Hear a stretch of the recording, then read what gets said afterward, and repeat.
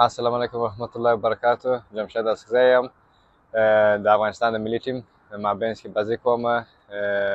دا مو درېیم ټرینینګ دی. د خیر سره کویت ته راغلی یو. ښه ټرینینګونه روان دي. خپل کوشش کوو چې خپل د وطن دپاره منشونه وګټو. د پاکستان څخه اوس دا دویمه لوبې ده. د هغه څه د خیر سره موږ خپل ګرد کوشش کوو چې منچ وګټو. سلام علیکم. حسین زمانی هستم، بازیکن تیم ملی افغانستان. بازیکن‌ها کلی الان در کویت هستیم. بازیکن‌ها آماده هستند برای بازی با پاکستان و الان چند روز زودتر اومدیم به کویت و بازیکن‌ها استراحت کردن و آمادگی دارن میگیرن به بازی و انشالله در این بازی نتیجه خیلی خوب با پاکستان بگیریم و دل مردم افغانستان بتونیم شاد کنیم.